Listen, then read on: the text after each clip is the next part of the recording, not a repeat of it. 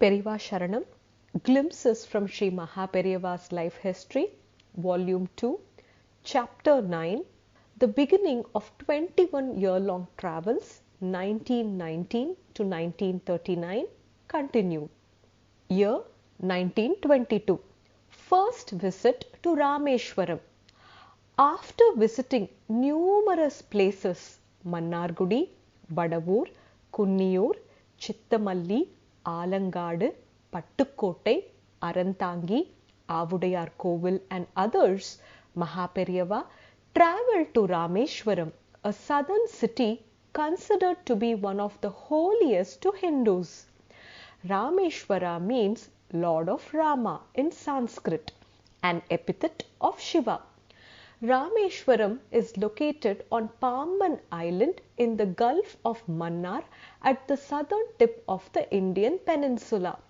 It is connected to the mainland India by the Pamban Bridge.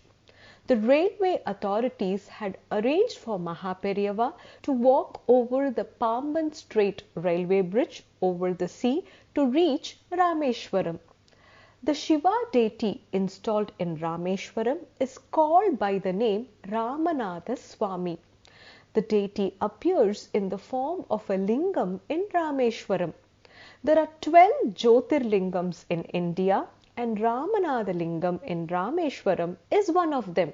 The officials and priests of Rameshwaram Devasthanam received MahaPeriyava with full temple honours and facilitated his darshan of Ramanatha Swami.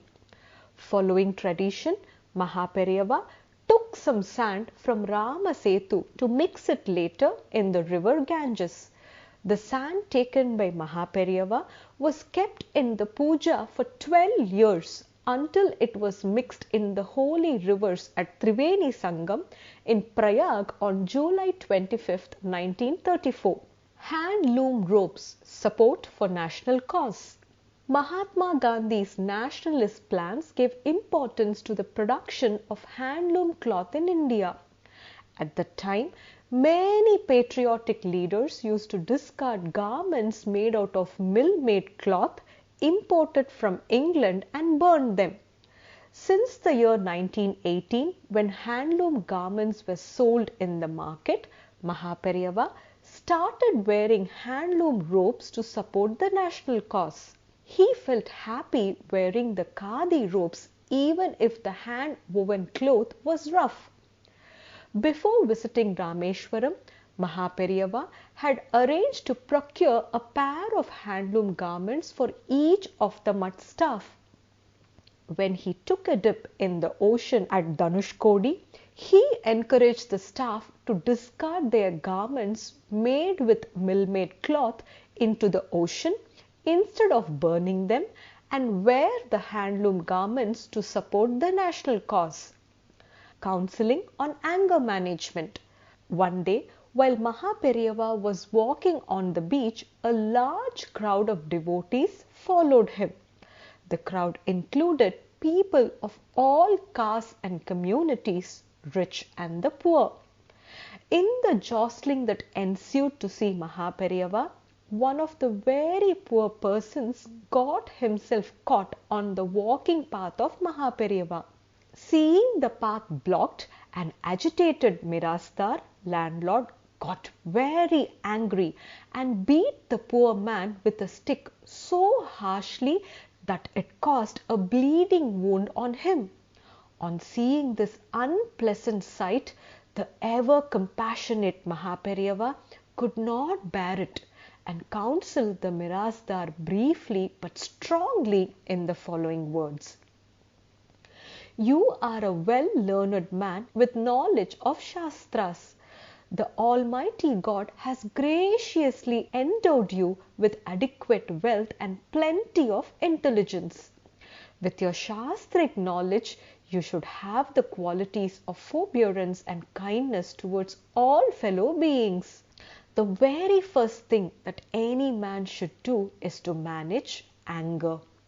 MahaPeriyava then asked the mutt staff to help the injured poor man and send him to a place of his choice. Just a few words of counseling from MahaPeriyava touched the Mirasdar's heart and made a tremendous impact on him. He sincerely regretted his mistake and from then started managing his anger.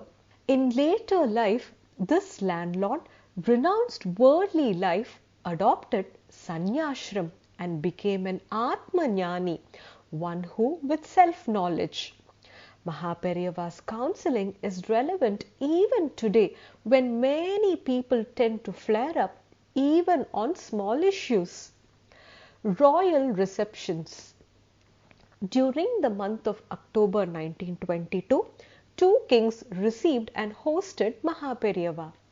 The first king was the Maharaja of Ramanathapuram, Muthuramalinga Setupati, and the second one was the Raja Muthu Vijaya Raghunath of Shivaganga. Both these kings received MahaPeriyava with royal honours and hosted him. The royalties performed the traditional Pada Puja and Bhikshai to MahaPeriyava. Madurai visit. After visiting numerous other cities and villages, MahaPeriyava arrived in Madurai city on November 12, 1922. The citizens of Madurai had made elaborate arrangements to receive MahaPeriyava and take him around the city in a procession. MahaPeriyava stayed at the Kalyana Mandapam, wedding hall of the famous Meenakshi temple in Madurai. During the day, he performed his daily puja and in the evenings he delivered spiritual discourses, upanyasams. Thousands of devotees witnessed the puja and heard his lectures. After staying in Madurai for about a month, MahaPeriyava moved out of the city on December 12, 1922. To be continued, Periyava Sharanam.